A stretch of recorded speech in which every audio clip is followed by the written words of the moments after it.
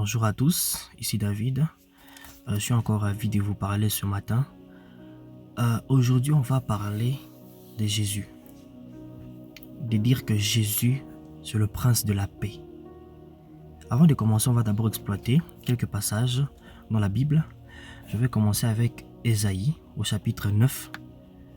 Ésaïe 9, on va commencer au 5e verset, qui nous dit ceci. « Car un enfant nous est né, un fils nous est donné, et la domination reposera sur son épaule. On l'appellera admirable, conseiller, Dieu puissant, Père éternel et prince de la paix. » On va aussi lire dans Jean chapitre 14, le 27e verset. Jésus dit, « Je vous laisse la paix, je vous donne ma paix. Je ne vous la donne pas comme le monde la donne, que votre cœur ne se trouble point et ne s'alarme point. » On va aussi finir avec Éphésiens. Chapitre 2, le 14e verset qui dit ceci. « Car il est notre paix, lui qui, les deux n'en a fait qu'un, et qui a renversé les murs de séparation, l'inimitié, ayant anéanti par sa chair la loi des ordonnances dans ses prescriptions, afin de créer en lui-même avec les deux un seul homme nouveau, en établissant la paix, et de les réconcilier l'un et l'autre en un seul corps, avec Dieu par la croix, en détruisant par elle l'inimitié. Il est venu nous annoncer la paix à vous qui étiez loin, et la paix à ceux qui étaient près, car par lui nous avons les uns et les autres accès au Père dans un même esprit. » Amen. Alors, avec ce passage, nous pouvons directement comprendre que Jésus, c'est le prince de la paix. Jésus apporte la paix. La paix, c'est un besoin fondamental. Nous avons tous besoin d'avoir la paix, de nous sentir en sécurité. Parce que dans ce monde, beaucoup sont des choses qui nous troublent. Beaucoup sont des choses qui volent notre paix. Des choses se passent autour de nous, des choses se passent dans notre environnement, des choses se passent dans notre famille.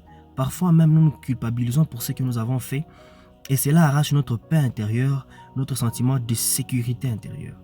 Mais ça, c'est une bonne nouvelle parce qu'on nous dit que Jésus, c'est le prince de la paix. Là où Jésus est, il apporte la paix. Donc, avec ce monde ici, on peut voir que les gens cherchent à trouver la paix de plusieurs manières. Les gens pensent qu'avoir l'argent, ils auront la paix. Les gens pensent que être riche va leur procurer la paix et la sécurité, mais ce n'est pas totalement vrai. Parce qu'il y a même ces gens-là qui ont l'argent, mais qui n'ont pas de paix intérieure. Le seul qui peut donner la vraie paix, c'est le prince de la paix, qui est Jésus-Christ. Donc si tu as reçu Jésus-Christ, il y a une promesse qui dit que Jésus est le prince de la paix. Alors il faut prier, il faut le dire à Jésus, donne-moi la paix, comme tu l'as promis dans ta parole. Je t'ai reçu dans ma vie et j'ai besoin de vivre la paix. Il y a beaucoup de gens qui cherchent la paix dans les drogues. Dans le monde, les gens commencent à se droguer, ils pensent qu'ils vont avoir la paix. Mais ça ne marche pas à coup sûr. Il n'y a qu'en Jésus que nous avons la paix. Donc j'aimerais vous exhorter et vous dire, si vous n'avez pas encore reçu Jésus-Christ, voici une opportunité de prier et de dire à Jésus-Christ qu'il vienne demeurer en vous et qu'il soit le Seigneur et le Sauveur de votre vie et de votre âme. Mais si vous l'avez déjà reçu, j'aimerais que vous puissiez réclamer cette promesse qui dit que Jésus c'est le prince de la paix et qu'il vous donne la paix, peu importe la situation que vous traversez. Sachez que Jésus-Christ est capable de vous donner la paix à tout prix. Il faut le réclamer en prière, en jeûne, en ayant la foi, en faisant des déclarations chaque jour et en laissant l'Esprit Saint venir vous donner cette conviction, cette confirmation que Jésus-Christ va intervenir.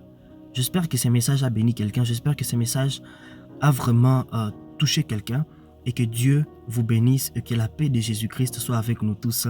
Amen.